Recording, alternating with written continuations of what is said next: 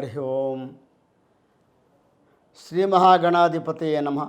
శ్రీ మహాసరస్వత్యై నమః. శ్రీ గురుభ్యో నమః. శ్రీపాద శ్రీవల్లభ శ్రీ నరసింహ సరస్వతి స్వామి సమర్థ స్వరూప శ్రీ గురు దత్తాత్రేయాయ నమో నమః. అవధూత చింతన గురుదేవదత్త గురుదేవదత్త గురుదేవదత్త.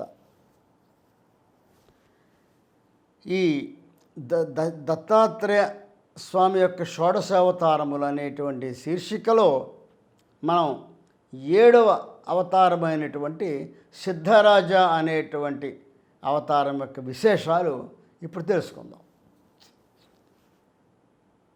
సిద్ధరాజు అంటే సిద్ధులందరికీ రాజు.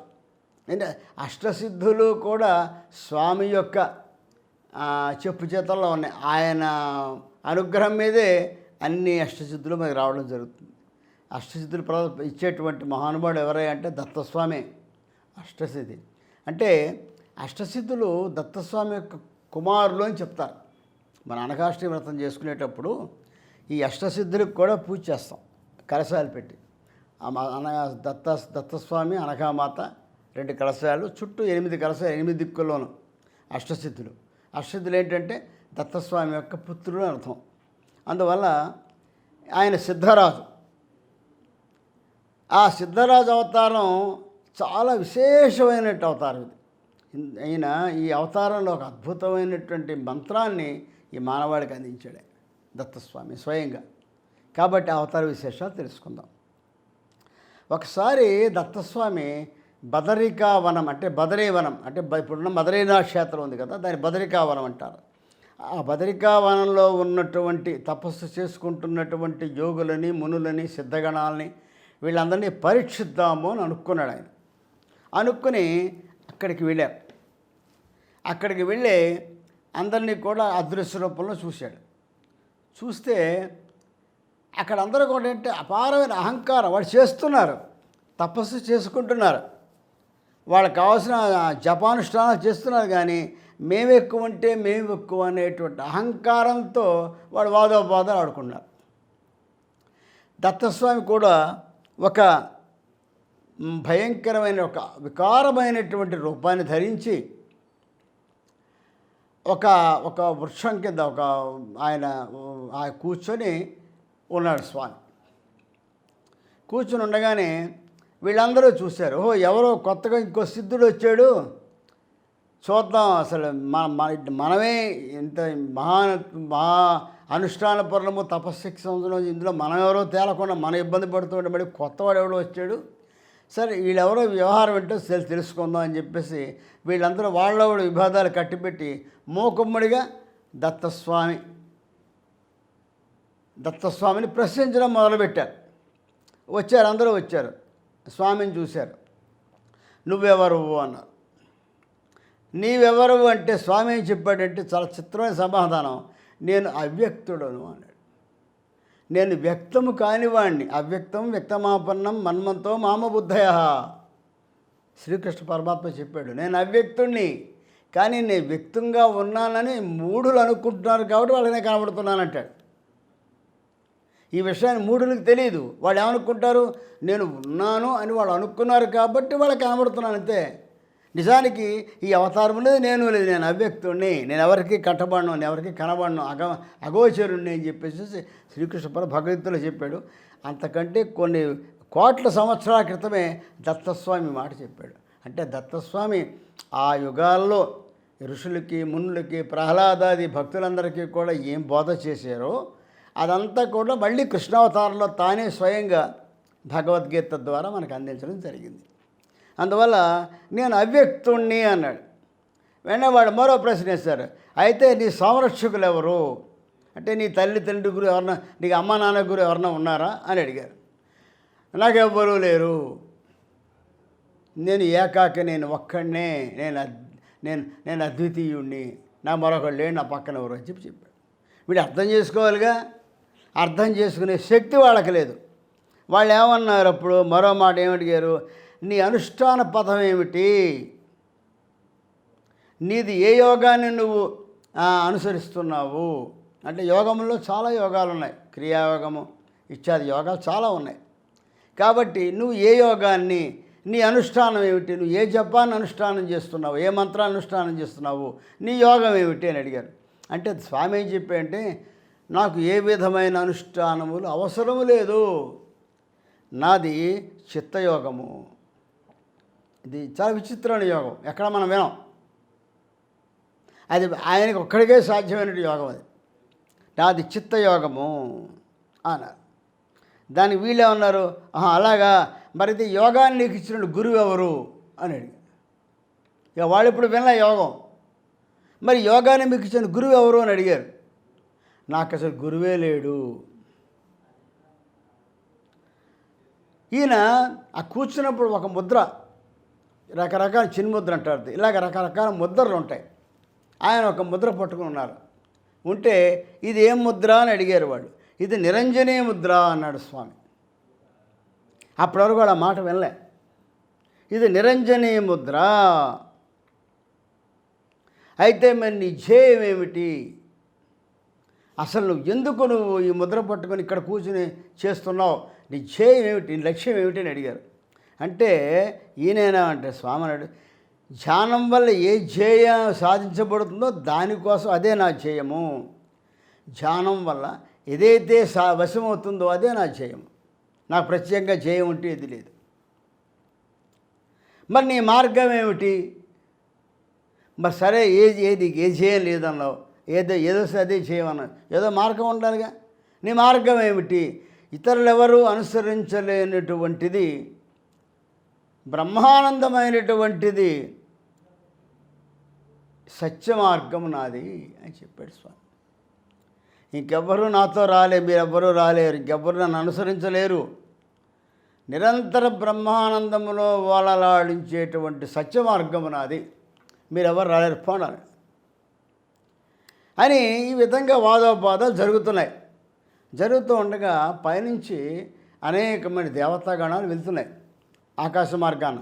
ఎక్కడైతే ఏ వృక్షం కిందైతే స్వామి కూర్చొని ఉన్నాడో ఆ వృక్షం దగ్గరికి వచ్చేసరికి వాళ్ళ విమానాలన్నీ కూడా కదలడం మానేసాయి. అక్కడ శబ్దం వైపు ఆగిపోగానే వాళ్ళు ఆలోచించారు, ఇక్కడ ఎవరో ఒక మహానుభావుడు ఉన్నాడు, ఇక్కడ మనకంటే కూడా మనందరినీ శాసించే మహాశక్తి ఏదో మన అడ్డుకుంటోంది అని వాళ్ళందరూ కిందకి దిగారు. కిందకి దిగి ఆ స్వామిని చూస్తే నిలబడ్డారు నమస్కారం చేసుకుంటూ. అప్పుడు ఈ యోగుల్లో వాళ్ళు ఇంతకుముందు వాళ్ళు అనుకున్నాక నేను గొప్ప అంటే నేను గొప్ప, ఎవరు గొప్ప ఏమిటి అని విత్తనభావం చేసుకున్నారు కదా. వాళ్ళు అప్పుడు ఏం చేశారు, ఇంత యోగి గణాలంది కింద దిగేంటి, ఇది నా శక్తి వల్లే దిగాయి, నేను చెప్పడంలో దిగాయి, నేనే గొప్ప అంటే కాదు, నేనంటే నేను సంకల్పిస్తే దిగారు వీళ్ళని నేను అడ్డుకున్నానని చెప్పి వాళ్ళే రకరకాలుగా వాదన చేసేసుకుంటూ ఉంటే స్వామి ఏం చెప్పాడంటే, నా అలా కాదయ్యా, ఓ పని చేద్దాం, మీరు అందరూ గొప్పవాళ్ళే, మీరు ఎవరు గొప్పవాడో చెప్పండి, ఓ పని చేయండి. ఎవరైతే ఈ ఋషిగణ ఈ దేవగణాలన్నింటినీ తిరిగి పైకి పంపగలుగుతారో వాళ్ళే శక్తిమంతులు అని చెప్పాడు. ఓహో అలాగా ఇంతేనా అని అక్కడ ఒక్కొక్కడు మీరందరూ మిమ్మల్ని కూడా నేను చెప్తున్నాను, మీ అందరూ పైకి వెళ్ళిపోండి. ఒక్కడు కదలే. వాళ్ళ సమస్తమైనటువంటి వాళ్ళ తపోశక్తిని యోగశక్తిని ధారపోసినా కూడా ఆ గణాలు ఏవి పైకి వెళ్ళాయి, అలాగే ఉండిపోతే దత్తస్వామి చిరునవ్వు నవ్వి నేను ఆజ్ఞాపిస్తున్నాను, మీరు పైకి వెళ్ళిపోండి అన్నాడు. యథావిధిగా వాళ్ళు వెళ్ళిపోయారు. అప్పుడు అర్థమైంది, ఈయనెవరో సామాన్యుడు కాడు, ఈయన సామాన్యుడు కాడు, అమ్మాయి సాక్షాత్తు దత్తప్రభు అయి ఉంటాడు, దత్తస్వామి అనేక రూపాల్లో వస్తున్నాడని విన్నాం మనం అని చెప్పి, స్వామి నువ్వు నేను అర్థం చేసుకోలేకపోయాం, నీ నిజ రూపంతో నువ్వు సాక్షాత్కరించమంటే స్వామి వాళ్ళకి సాక్షాత్కరించాడు. సాక్షాత్కరిస్తే వాళ్ళకి చెప్తాడనమాట, నాయనలారా మీరందరూ కూడా చక్కగా మీ యోగస్థితిని పెంచుకోండి, యోగ మార్గంలో నడవండి.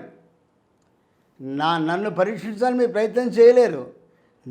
నాకు ఏ విధమైన కర్మలు అంటవు, నాకు ఏ విధమైనటువంటి నేను నిర్గుణుణ్ణి, నేను నిరాకారుణ్ణి, నిర్గుణుణ్ణి, నిరంజనుణ్ణి, వాళ్ళ మూల శక్తినే నేను. అలా నన్ను మీరేం కదపగలరు? నన్ను కదిపేంత శక్తి మీకు లేదు. నన్ను ఏదో నా యొక్క శక్తిని మీరు పరీక్షించలేరయ్యా. ఎందుకంటే ఆకాశం చూడండి, ఆకాశం ఎలా ఉంటుంది? నిర్మలంగా ఉంది ఆకాశం. ఆకాశంలోంచి పుట్టిన గాలి ఆకాశాన్ని కదిపేద్దానికి ప్రయత్నం చేస్తుంది, విపరీతం ప్రచండంగా వీచి. కానీ ఆకాశం కించిత్తు కూడా కదలదు, ఎందుకంటే అది వస్తువు కాదు, అశూన్యం కాబట్టి.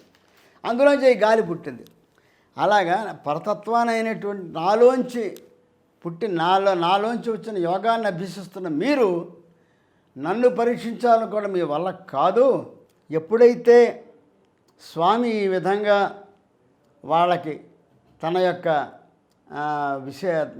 తన గురించి అంటే నాకెవరూ లేరు, వాళ్ళు వేసిన ప్రశ్నకి సమాధానం చెప్పాడు కదా, అవన్నీ విన్న తర్వాత నాది ఎప్పుడైతే బ్రహ్మానందమైనటువంటి సత్యమార్గం నాది, మీరెవరు అధిగమించలేరు అని చెప్పి ఈ దేవతాగణాలందరినీ కూడా ఆకాశ మార్గాన్ని పంపించేసాడు. అప్పుడు అర్థమైంది ఈయన దత్తప్రభువు అని. అప్పుడు కాళ్ళమీ పడి స్వామి ఏమిటి మమ్మల్ని తరించే మార్గం చెప్పండి అని అడిగితే దానికి వాళ్ళు స్వామి ఏం చేశారంటే, నాయనలారా మీకు ఒక అద్భుతమైనటువంటి మంత్రరాజాన్ని మీకు ఉపదేశిస్తున్నాను, దీన్ని మీరు నిరంతరం శ్రద్ధగా భక్తిగా ఇష్టపూర్వకంగా చెప్పించండి, దానివల్ల మీ మనస్సు స్థిరమవుతుంది, అనేకమైనటువంటి మీ అభీష్టములన్నీ దీనివల్ల నెరవేరుతాయి, మీ యోగ మార్గము సులభమవుతుంది, మీ అందరికీ కూడా సమున్నతమైనటువంటి మార్గం అందుకునేటువంటి శక్తి దీని ద్వారా వస్తుంది అని చెప్పి అనేక బీజాక్షర సంపుటి అయినటువంటి మాలామంత్రాన్ని దత్తస్వామి ఉపదేశించడం జరిగింది. ఈ సందర్భంలో ఈ మాలామంత్రం అనేటువంటిది దత్తాత్రేయ ఉపనిషత్తులో ద్వితీయ కాండంలో వస్తుంది. ప్రథమ కాండములో అనుష్ఠు మహామంత్రము, ద్వితీయ కాండములో మాలామంత్రము వస్తాయి. మొత్తం 3 కాండాలుగా ఉంటుంది దత్తాత్రేయ ఉపనిషత్తు. ఇదంతా కూడా అధర్వణ వేదంలోంచి వచ్చింది. అంటే స్వామి ఒక ఉపదేశించింది అది వేదవాక్కుగా మారింది. అధర్వణ వేదంలో దత్తోపనిషత్తులో వివరాలన్నీ కూడా రావడం జరిగింది. అంటే ఈ మాలామంత్రం మహాశక్తివంతమైంది. 10 బీజాక్షరాలు ఉంటాయి, సమస్తమైన శక్తులు ఆ మంత్రంలో ఉన్నాయి. కాబట్టి ఆ మంత్రాన్ని జపించాలన్నా కూడా దానికి సరైనటువంటి అర్హత ఉండాలి. తర్వాత ఆ బీజాక్షరాలన్నీ కూడా మహాశక్తివంతమైనవి కాబట్టి వాటికి జాగ్రత్తగా తప్పకుండా ఏ విధమైన అపభ్రంశం లేకుండా జపించవలసి ఉంటుంది. అదేవిధంగా అందులో కొన్ని తంత్రానికి సంబంధించినటువంటి కొన్ని శబ్దాలు కూడా ఉంటాయి, వాటిలో జాగ్రత్తగా ఉచ్చరించాలి, లేకపోతే ఇబ్బందులు వస్తాయి. కాబట్టి ఇటువంటి మాలామంత్రం ఇది మంత్రాల్లో రాజు లాంటిది, మంత్రరాజు అది. అటువంటి మాలామంత్రాన్ని ఆ సందర్భంగా సిద్ధరాజ అవతారంలో స్వామి ఈ లోకానికి అనుగ్రహించడం జరిగింది. ఆ విధమైనటువంటి సిద్ధరాజ అవతారము ఎప్పుడు వచ్చింది అంటే మాఘ పూర్ణిమ నాడు, అంటే ఒకానొక మాఘ పూర్ణిమ నాడు గురువారము మధ్యాహ్నము మఖానక్షత్రంలో ఉండగా ఈ సిద్ధరాజ అవతారం వచ్చింది. దీనికి ఒక ధ్యాన శ్లోకం ఏంటంటే సర్వసిద్ధాంత సిద్ధాయ దేవాయ పరమాత్మనే సిద్ధరాజాయ దేవాయ మంత్రదాత్రే నమో నమః అన్నారు. అంటే సర్వసిద్ధాంత సిద్ధాయ సమస్త సిద్ధాంతములకు కూడా సిద్ధించేటువంటి వాడు, సిద్ధింపజేసేటువంటి వాడు అయినటువంటి పరమాత్మ అయిన దేవుడైనటువంటి పరమాత్మ సిద్ధరాజాయ సిద్ధాయ మంత్రదాత్రే నమో నమః. ఒక అద్భుతమైన మంత్రరాజ్యాన్ని ప్రసాదించినటువంటి సిద్ధరాజ రూపంలో ఉన్న దత్తస్వామికి నమస్కరిస్తున్నాను అనేటువంటి ఈ ధ్యాన శ్లోకంతో మనకి ఈ అవతారం వచ్చింది. ఆ రోజు బెల్లపు పరవాన్నము అంటే పాలు బియ్యము ఉడికించినటువంటి దాంట్లో బెల్లం వేసినటువంటి పరవాన్నాన్ని స్వామికి నివేదన చేయాలి. మామూలుగా షోడశోపచార పూజ గత అవతారాల్లో చేసిన విధంగానే చక్కగా షోడశోపచార పూజ భక్తి శ్రద్ధలతో చక్కటి పుష్పాలతో పూజించి బెల్ల బెల్ల బియ్యం పరమాన్నం, బెల్లంతో అంటే పంచదార వాడకూడదు, బెల్లమే చాలా శ్రేష్టం. బెల్లంతో చేసినటువంటి పరమాన్నము. పాలు కూడా ఇంకే రకమైన పాలు వాడకూడదు, కేవలము దేశీ ఆవు పాలు. గోక్షీరం అంటే జెర్సీ ఆవు కాదు, దేశీ ఆవు పాలు. ఆ పాలల్లో బియ్యం ఉడికించి అందులో బెల్లం వేసి బెల్ల పరమాన్నంగా దాన్ని నివేదన చేయాలి. అలా చేసి చక్కగా నేను మొదటి నుంచి అన్ని భాగాల్లో చెప్తున్న విధంగానే దిగంబర మూల మంత్రం, దిగంబర దిగంబర శ్రీపాద శ్రీవల్లభ దిగంబర దిగంబర మూల మంత్రం చదువుకోవడం, ఏదైనా స్వామికి సంబంధించినటువంటి అవతారాలకు సంబంధించినటువంటి గురుచరిత్ర కానీ, శ్రీపాద లీలామృతం కానీ, దత్తచరిత్ర కానీ, స్వామి సమర్థుల చరిత్ర కానీ చదువుకోవడం, పారాయణ చేసుకోవడం, లేదా కుదరని వాళ్ళు ఆ స్వామి యొక్క నామాన్ని, దత్తనామాన్ని జపించుకుంటూ వాళ్ళ యొక్క దైనందిన కార్యకలాపాల్లో పాల్గొనడం, ఆ రోజు నిష్ఠగా ఉండడం. సంధ్యావందనాది కార్యక్రమాలు పూర్తి చేసుకున్న తర్వాత మాత్రమే ఈ విశేష పూజలు చేయడం. అలా చేసి చక్కగా దత్తస్వామి కృపగా మీరందరూ పాత్రలు అవ్వాలని చెప్పి, తద్వారా స్వామి ద్వారా అనేకమైనటువంటి మీ మనోవాంఛలన్నింటి కూడా తీరే విధంగా స్వామి యొక్క అనుగ్రహం మీపై ప్రసాదించాలని కోరుకుంటూ స్వస్తి. అవధూత చింతన. గురుదేవదత్త గురుదేవదత్త గురుదేవదత్త. 20 నిమిషాలు